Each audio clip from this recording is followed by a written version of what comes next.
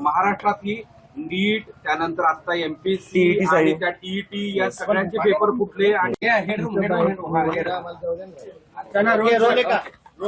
अभिजित, ते रामदेव बाबा असं म्हणाले की त्या आंदोलनानं जेनजीनं संस्कृतीला बदनाम केलेला आहे, आज त्याचं स्टेटमेंट होतं.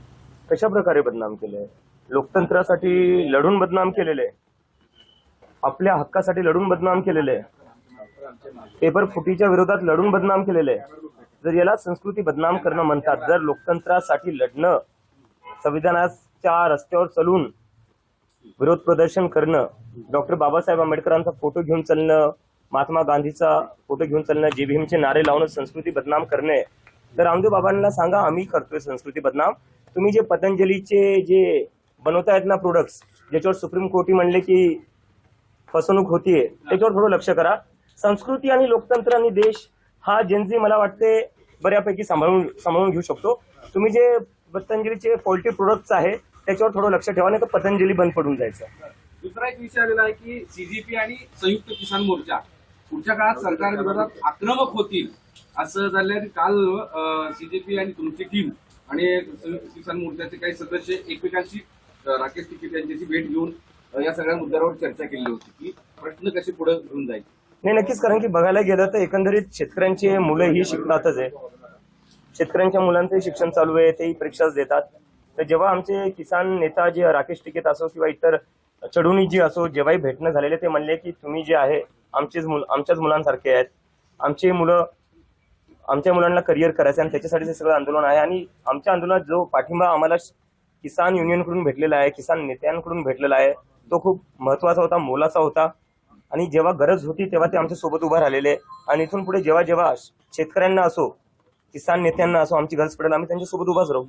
तसा प्रयत्न पुढच्या काळात एकमेकांसोबत असणार आहे का? किंवा मी सांगतो ना, जिथं जिथं शेतकऱ्यांना आमची गरज पडेल तिथे तिथं आम्ही सोबत राहू. कारण की मी जर सांगायला गेलो, मी स्वतः हिंगोलीतून येतो, माझ्या घरचे अजून शेतीच करतात. कुठं ना कुठे या देशात प्रत्येकांच्या घरी शेती असते, प्रत्येकांचे घरचे शेतातूनच आलेले आहेत. आपण काय सगळे आयटी कंपन्यातून, आपल्या घरच्या आयटी कंपन्यातून आलेले नाहीये किंवा सरकारी जॉब मधून आलेले नाहीये. आपण सगळ्यांची सुरुवात ही शेतकरी घरातूनच झालेली आहे. त्यामुळे शेतकऱ्यांना जिथेही गरज पडेल तिथं आम्ही सोबत उभा राहू.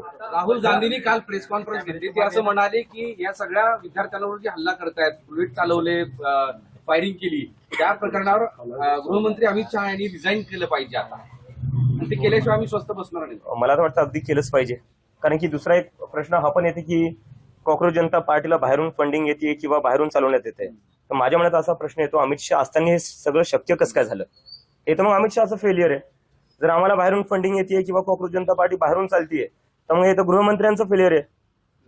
चाणक्य कसले मग तुम्ही असताना जर बाहेरून फंडिंग येते किंवा बाहेरून चालवण्यात येते, मग तर तुम्ही स्वतः फेल झाले आणि तुम्ही राजीनामा दिला पाहिजे. आणि 20 तारखेला ज्या प्रकारे विद्यार्थ्यांचं रक्त वाहण्यात आलं जंतर मंतरवर दिल्ली पोलीसच्या हातातून, ते अमित शहाच्या ऑर्डर शिवाय दुसरं कोणाचा ऑर्डर नसणार.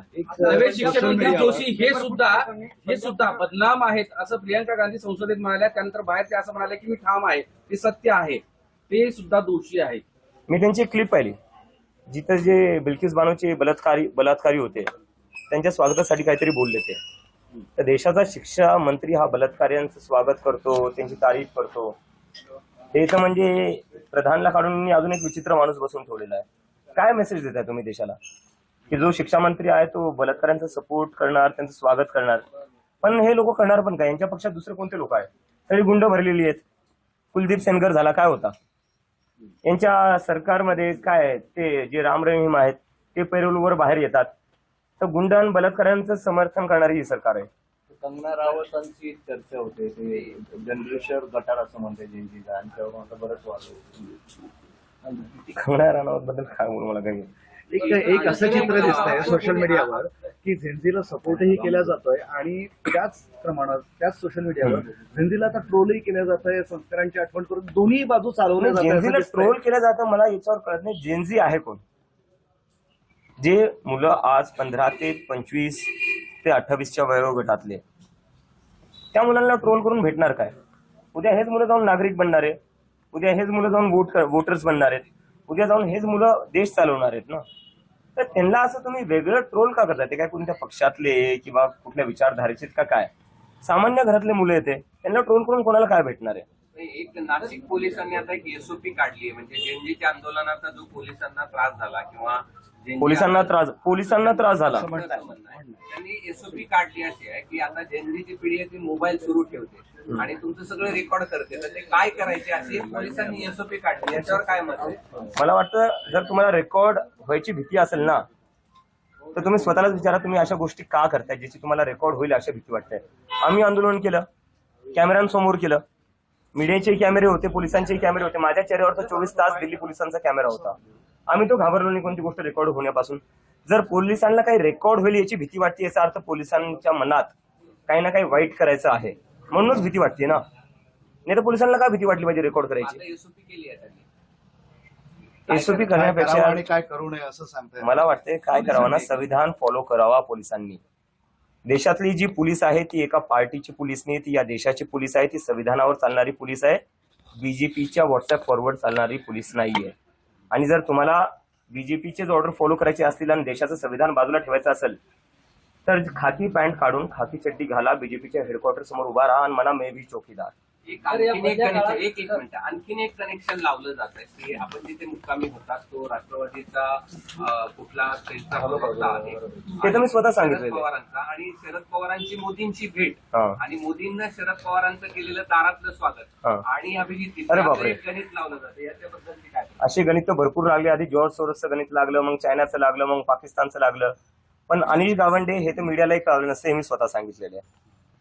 आणि अनिश माझा चांगला मित्र आहे आणि मित्र म्हणून मी त्याच्या घरी राहिलो. अनिश म्हणला तू कुठेही दिल्लीत असशील, आणि फक्त पहिल्यांदा नाही, मी याच्या आधी दिल्लीत गेलो होतो, अनिशच्या इथं मी भेट द्यायला जायचो, राहायचो. तर एक मित्र म्हणून मी त्याच्या इथं राहिलेलो आहे. बाकी याच्या पुढे काही नाही. म्हणजे पवार साहेब आणि मोदी हे दोघं खूप मोठे लोक आहेत. अनिशचंही भेटणं होत नसेल आणि माझं इथं भेटणं नाही. पवार साहेबांना तुम्ही तेव्हा पहिल्यांदा भेटलो जेव्हा ते जंतर मंतरवर आले, आणि तेही याकरता आले होते, त्यांना विचारायचं होतं जी मारहाण झाली होती मुलांना, त्याच्याबद्दल ते चर्चा करण्यासाठी आले होते. एक विषय आहे की तिथे जे ट्रक अरे हा नाही, थांबा हा महत्वाचा. दगडाचे जे ट्रक होते ते पुन्हा 3 टप्प्यावर एका पत्रकाराने समोर आणलेले आहेत. की मग पहिल्या दिवशी सांगितलं की आम्ही ते कुठेतरी ऍक्सिडेंट झाला होता म्हणून ते खाली करून टाकलं, दुसऱ्या दिवशी तो ट्रक दिसला, आंदोलनस्थळी दिसला, दुसऱ्या दिवशी असं काहीतरी बरेच सिक्वेन्स हे मी स्वतः मला कळाले वाटतं. हे आता म्हणजे आता नाही कळालंय, हे तुम्हाला उशिरा कळालंय, हे तुम्हाला उशिरा कळालंय. 19च्या रात्री आणि 20 तारखेला सकाळी 5:30 वाजता ते ट्रक मी स्वतः पाहिले होते. दगडाने भरून आणलेले ट्रक दिल्ली पोलिसांनी लावले होते आणि फक्त ट्रकच नव्हते, एक ऑलरेडी डॅमेज झालेली व्हॅन तिथं उभा केलेली होती जंतर मंतर जवळ. आणि जेव्हा मी पोलिसांना विचारलं, मी तो व्हिडिओ काढून मी स्वतः ट्विट केला होता, तुम्ही 20 तारखेचं माझं ट्विट बघा. सकाळी 6 वाजता मी ट्विट केलं होतं की दगडांनी भरलेला ट्रक हा सेंट्रल दिल्ली सारख्या सेन्सिटिव्ह ठिकाणी आला कसं काय, आणि त्याच्या बाजूलाच एक तुटलेली व्हॅन कसं काय उभा झाली. तेव्हा तर आमचा मार्चही सुरू झालेला नव्हता. तर पोलिसांनी हे आधीच प्लॅनिंग केलं होतं की एक दगडांनी भरून ट्रक आणून ठेवायचा, एक आधीच फुटलेली व्हॅन उभा करायची, म्हणजे दुसऱ्या दिवशी सांगता येईल विद्यार्थ्यांनी दगडफेक केली.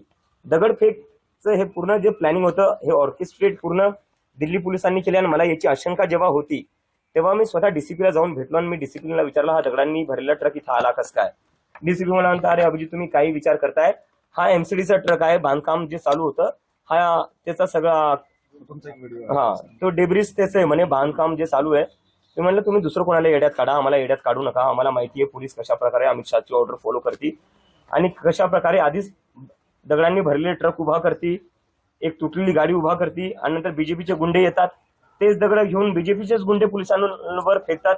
आणि नंतर एकंदरीत असं सांगायचं की जे लोक विरोध प्रदर्शन करत होते, जे लोक आंदोलन करत होते त्यांनी दगड फेकली. पोलीस, बीजेपीचे गुंडे हे सगळे सुनियोजितपणे 60 गाठीत यांचं सगळं हे प्लॅनिंग चालू असतं. आणि पहिली वेळ नाहीये, किसान आंदोलन मध्ये हेच केलेले, सीएनआरसी मध्ये हेच केलेले.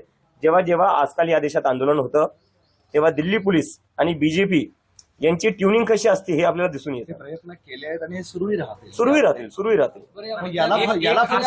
आंदोलनाच्या संदर्भात झालं. अभिजित विषय असा आहे की जर समजा सगळ्या विरोधकांनी एकवटून आंदोलन केलं पुढच्या काळामध्ये या विषयावर, तर तुम्ही कॉक्रोच मोर्चा किंवा कॉक्रोच म्हणून तुम्ही हेल्प कराल का त्यांना, त्यांच्यामध्ये सहभागी व्हाल?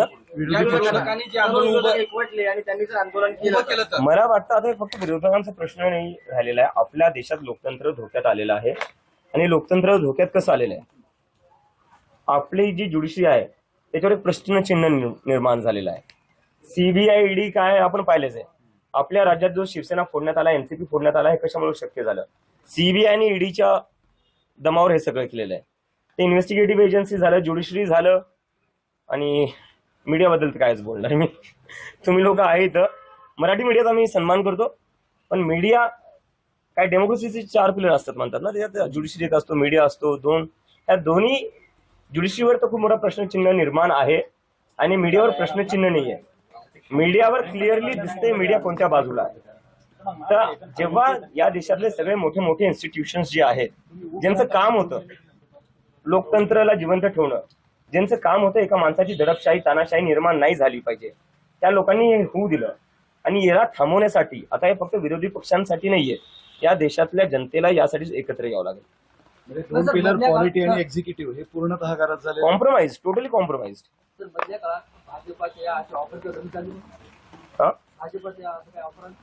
त्यांचे ऑफर आले मला, किती ऑफर आले? मी जाणार नाही भाजपमध्ये. मला जर भाजपमध्ये जायचं असतं मी आधीच गेलो असतो. चालू होतं, धमक्या आल्या होत्या की बीजेपी मध्ये सामील झाला तर बरे, नाही तर आंदोलन मागे घ्या, बरे, नाही तर तुम्हाला ठोकू आम्ही, गोळ्या घालू. ही बीजेपीची प्रेमाचीच भाषा आहे. ही संघाची आणि बीजेपीची प्रेमाचीच भाषा आहे की तू ये, नाही तर तुझं काहीतरी करून टाकू आम्ही. हे त्यांचं प्रेम हेच आहे. आई बाबांनाही चालू होतं, पण बीजेपी मध्ये या नाही तर आईबाप हो, आई बापाचं पाहून घेऊ आम्ही, तुझ्या घरी जाऊन पाहून घेऊ. तर तुम्ही माझ्यावर काय करणार? तुम्ही माझ्या म्हणजे तुम्ही भीती एका 30 वर्षाच्या मुलाला, नरेंद्र मोदीच्या तर मला वाटतं मी नातवाच्या वयाचा असेल, अमित शहाच्या नातवाच्या वयाचा असेल मी. तुम्ही तुमच्या नातवाच्या मुलांना अशा धमक्या देतात, लाज वाटली पाहिजे तुम्हाला. म्हणजे काय करताय तुम्ही? हा जेएनजीचा चेहरा पुढील काळात राजकीय पक्षामध्ये जाईल किंवा राजकारणात? खूप पुढचं बोलतोय सर आपण, खूप पुढचं बोलतोय. मी प्रत्येक म्हणतोय, एका माणसाला मोठं करू नका. आपल्या देशाची जी काही वाट लागलेली ना ती यामुळेच लागलेली. 2014 मध्ये जो एक माणूस आला, आपण त्याला संविधानापेक्षा मोठं केलं, आपण त्याला देशापेक्षा मोठं केलं, आपण त्याला म्हणजे एकंदरीत देवापेक्षाही मोठं करून टाकलं. त्यामुळे आपल्या देशात बेरोजगारीवर बोलणं नाही होत, त्यामुळे आपल्या देशात जे शिक्षण आहे, शिक्षण व्यवस्थेवर बोलणं नाही होत, त्यामुळे आपल्या देशात जे सरकारी हॉस्पिटल्सची वाईट व्यवस्था आहे त्यावर बोलणं नाही होत. का? कारण की आपण सगळ्यांनी एका माणसाला देशापेक्षा, संविधानापेक्षा, सगळ्या इन्स्टिट्यूशन्स पेक्षा मोठं करून टाकल्या. सकाळ ते संध्याकाळ मीडियावाले जप करतात, आज मोदीजींनी काय खाल्लं, मोदीजी आंबा कसा खातात, मोदीजी कोणती टॉनिक घेतात, मोदीजींना झोप का येत. अरे तुम्हाला काय करायचंय? तुम्ही बेरोजगारीवर बोला ना. सर, आज आपको बीजेपी की तरफ से कोई ऑफर हुई है ज्वाइन करने के लिए? अब तक धमकियां बहुत मिली कि बीजेपी में आ जाओ, अच्छा रहेगा तुम्हारे लिए, तुम्हारे परिवार के लिए. तो मुझे तो मतलब बहुत शर्म आती है कि इतने बड़े प्रधानमंत्री, इतने बड़े अमित शाह, उनके पोते की उम्र का मैं हूँ, उनके पोते की उम्र के बच्चों को इस तरह की धमकियां देते हैं. मतलब क्या फायदा तुम्हारे इतने बड़े प्रधानमंत्री या गृहमंत्री होने का अगर तुम्हें बच्चों को इस तरह की धमकियां देनी पड़ती है. कंगना रनावत की बात अभी जनरेशन आप पूरी खराब कर रहे हैं, जेनजी जनरेशन आप पूरी खराब कर रहे हैं, उनका कल्चर बिगाड़ रहे हैं इस आंदोलन के माध्यम से. पूरे अगर देश के डेमोक्रेसी की लड़ना जनरेशन खराब करना है, अगर सरकार से सवाल करना, क्या कौन सा वर्ड है वो, खराब कर रहे हैं संस्कृति. अगर डेमोक्रेसी के लिए लड़ना संस्कृति खराब करना है, अगर सरकार से सवाल करना संस्कृति को खराब करना है, अगर अपने फ्यूचर के लिए लड़ना संस्कृति को खराब करना है, और अगर अपनी पढ़ाई के लिए लड़ना संस्कृति को खराब करना है, तो हम संस्कृति खराब कर रहे हैं. और मैं कहना चाहूंगा बाबा रामदेव जी से कि सर, पतंजलि के जो फॉल्टी प्रोडक्ट्स बन रहे हैं ना, वो जो खराब हो रहे हैं, पहले उस पर ध्यान दीजिए. उस पर तो सुप्रीम कोर्ट भी बोल रही है उनको बैन कर दो. वो जो आपकी खराब प्रोडक्ट्स है, पहले उस पर ध्यान दीजिए आप. संसद में कल जो है राहुल गांधी ने डिमांड की अमित शाह जी का इस्तीफा. किसके कहने पे गोलियां चलाई गई, उसका जवाब मांग रहे थे, आप क्या कहेंगे? मुझे लगता है इसका आंसर तो बहुत ही क्लियर है.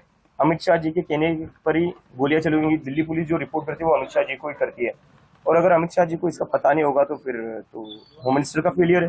लेकिन वही बीजेपी की ओर से बयान आ रहा है कि किसी भी तरीके की गोलियां चलाई नहीं गई. प्रोटेस्ट पैलेट गन्स चलाई गई है, लोग अंधे हुए हैं.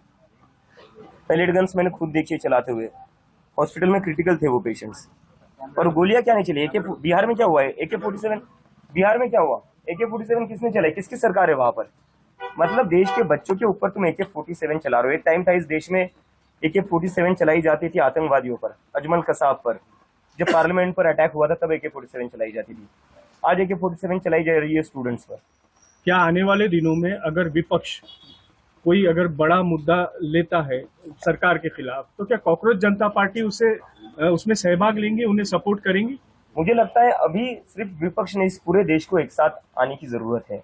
इस देश में जो लोकतंत्र है, जो चीजें चल रही है, अभी भी क्या हुआ, हमारा प्रोटेस्ट खत्म होकर कुछ दिन ही हुए, सरकार ने आश्वासन दिया था कि किसी भी स्टूडेंट्स को तंग नहीं करेंगे, लेकिन फिर भी स्टूडेंट्स के घर जाकर उनको धमका रहे हैं, उनको डिटेन कर रहे हैं, उनको अरेस्ट की धमकियां दे रही है। एक तरीके से लोगों की आवाज दबाने की जो कोशिश की जा रही है, उससे तो एक चीज साफ पता चलती है, ये सरकार डेमोक्रेसी में बिलीव नहीं करती है, लोकतंत्र में बिलीव नहीं करती है। इस सरकार की वजह से इस देश का डेमोक्रेसी और लोकतंत्र कमजोर हो चुका है। लोकतंत्र को बचाने के लिए, संविधान को बचाने के लिए सिर्फ विपक्ष नहीं, सभी लोगों को एक साथ आना पड़ेगा और हम सब एक साथ आएंगे। विदेशी फंडिंग आपको हो रहा है, किया जा रहा है अभी फंडिंग। आपने बताया कि प्रधानमंत्री ने इसके बारे में मुझे लगता है अगर हमें विदेशी फंडिंग मिल रही है या हमें विदेश से कंट्रोल किया जा रहा है, तो ये तो अमित शाह जी का फेलियर है।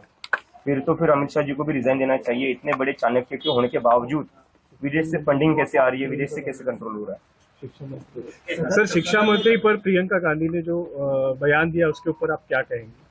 बयान क्या था, मैंने सुना नहीं। उन्होंने कहा था कि प्रियंका गांधी ने कहा कि ये भी वैसे जिसको हटाया गया बस उनकी रिप्लिका ही है। रिप्लिका है। हाँ, मतलब अब देखो बीजेपी में क्या है, उनके पास लोग भी तो नहीं है। अभी मैंने देखा वो शिक्षा मंत्री का कोई वीडियो वायरल हो रहा है जहाँ पर वो जो गुजरात में बिल्किस बानो का रेप हुआ था, उसके रेपिस्ट का स्वागत कर रहे थे। तो ये पार्टी बस गुंडों और बलात्कारियों का स्वागत करने में ही इनका वही काम है। इस देश में कहीं पर भी बलात्कार होता है, बीजेपी के लोग पहुंच जाते हैं हारमाला लेकर कि भाई बहुत अच्छा काम किया तुमने, आओ तुम्हारा स्वागत करते हैं। कुलदीप सेंगर तो इनकी ही पार्टी का है। ये पार्टी में बलात्कारी और गुंडों का ही स्वागत किया जाता है और उनको ही सम्मान मिलता है। और बाकी जो हम जैसे नागरिक हैं, हम जैसे जो स्टूडेंट्स है, उनके लिए पैलेट गन से, उनके लिए लाठी है। और बिहार में तो AK-47 भी निकाल दी। पार्टी विद We are people with a difference. We are the people of this country who believes in democracy, who believes in the Constitution of India, who believes in Dr. Babasaheb Ambedkar, and who believes in the philosophy and values of Mahatma Gandhi. म्हणजे एक मराठीतला प्रश्न आहे की महाराष्ट्रात ही नीट, त्यानंतर आता MPSC TET आणि त्या TET या सगळ्यांचे पेपर फुटले आणि सगळा गदारोळ सुरू आहे। जसं केंद्रामध्ये शिक्षण मंत्र्याच्या राजीनाम्यासाठी एवढं मोठं आंदोलन उभं राहिलं, महाराष्ट्रात ती गरज आहे असं वाटतं का? गरज आहेच सर। या देशात जी शिक्षण व्यवस्थाची वाट लागलेली ना, त्यासाठी खूप गरजेचं आहे, कारण की ते केल्याशिवाय हे लोक लाईनीवर येणार नाही। यांच्याकडे इतका वेळ होता, यांनी काय केले? फास्ट ट्रॅक कोर्ट बसवली। मला खूप सगळे लोक आले म्हणे आता तर मोदींनी फास्ट ट्रॅक सुरू केली, फास्ट ट्रॅक कोर्टचं आश्वासन दिलेलं आहे, जे काही पेपर लीक आहे ते फास्ट ट्रॅक कोर्टमध्ये जाणार आणि लगेच जे काही आहे त्याच्यावर कारवाई होणार आणि आंदोलन मागे घे। मला असे बोलण्यात आलं खूप सगळ्या लोकांकडून, आंदोलन मागे घे। आता नरेंद्र मोदींनी फास्ट ट्रॅक कोर्ट बसवली। काय झालं त्या फास्ट ट्रॅक कोर्टचं? पहिली सुनवाई जी आहे ती पोस्टपोन झाली का? कारण की सीबीआयचा काउन्सिल आला नाही। तर अशी ती या लोकांची व्यवस्था आहे। या लोकांना इलेक्शन रॅली असेल ती टाइमवर होईल। या लोकांना जिथं जिथे इलेक्शनचा प्रश्न असेल त्या सगळ्या गोष्टी टाइमवर करतील, पण जिथं शिक्षणाचा प्रश्न येईल तिथे या लोकांकडून एकही गोष्ट नीट होणार नाही। इलेक्शनसाठी गुजरातवरनं, बिहारच्या इलेक्शनसाठी मला वाटतं आता गुजरातवरनं ट्रेन पाठवल्या होत्या। आपल्या महाराष्ट्रातल्या किती मुलांना पोलीस भरतीसाठी कसं जावं लागतं? एकतरी स्पेशल ट्रेन यांनी सोडली आहे का विद्यार्थ्यांसाठी? मुंबईतल्या मुलांना गडचिरोलीला जावं लागतं, गडचिरोलीच्या मुलांना कोल्हापूरला जावं लागतं, आणि कोणत्या अवस्थेत राहतात ते? भर पावसात ग्राउंडवर झोपावं लागतं, रस्त्यावर झोपावं लागतं। त्यांच्यासाठी हे लोक काय व्यवस्था करत नाही। जशी तुम्ही तुमच्या वोटरसाठी इलेक्शनच्या वेळेस स्पेशल ट्रेन चालवतात, अशी कुठली तरी एक ट्रेन तुम्ही चालवली का स्टुडंटसाठी, परीक्षा भरतीसाठी, पोलीस भरतीसाठी? यांची प्रायोरिटी नाहीये शिक्षण, यांची प्रायोरिटी नाही, यांची प्रायोरिटी फक्त इलेक्शन आहे। यांना काही करून इलेक्शनवर इलेक्शन जिंकायचंय, बाकी जनता खड्ड्यात जावं यांना काही फरक पडत नाही। विचार आहे का आंदोलन उभं करण्याचा महाराष्ट्रात या सगळ्या मुद्द्यांवर? नक्की करणारच आहे सर, करणारच आहे। एक शेवटचा प्रश्न, MPSCचा एक पेपर कुठला आहे, औषध निरीक्षक विभागाचा, आणि MPSC मुख्यमंत्र्यांच्या अंडरमध्ये खात आहे, तर काय मागणी आहे? असं बोललं जातं तिकडे धर्मेंद्र, इकडे देवेंद्र, सोशल मीडिया नरेंद्र असो, धर्मेंद्र असो, देवेंद्र असो, मी जे बोललो ते आहे, या लोकांना शिक्षणाची काहीच पडलेली नाहीये, मुलांच्या फ्युचरची काहीच पडलेली नाही आहे। यांना फक्त इलेक्शनच जिंकायचंय। देवेंद्र फडणवीस आतापासून मला वाटतंय की 2029च्या निवडणुकीला लागले असतील, त्याच्यामुळे MPSCचा पेपर फुटला, TETचा पेपर फुटला, त्याच्याशी त्यांना काही घेणं देणं नाही। त्यांची मुलं काय करतील? बाहेर जातील शिकायला। मी बॉस्टनला शिकायला होतो, बीजेपीचे जोडी मंत्र्यांची मुलं ते माझ्यासोबतच बॉस्टनला होते। मुख्यमंत्र्यांची मुलं तिकडे जातील, ते थोडी ना TETचा पेपर देतील। ते मुख्यमंत्र्यांचे किंवा यांचे जोडी मंत्री त्यांचे मुलं थोडी ना पोलीस भरतीला जातील। त्यामुळे त्यांना काय पडणार आहे, काय त्यांना काय घेणं देणं आहे, त्यामुळे ते विचारच करत नाही। थँक्यू। चला.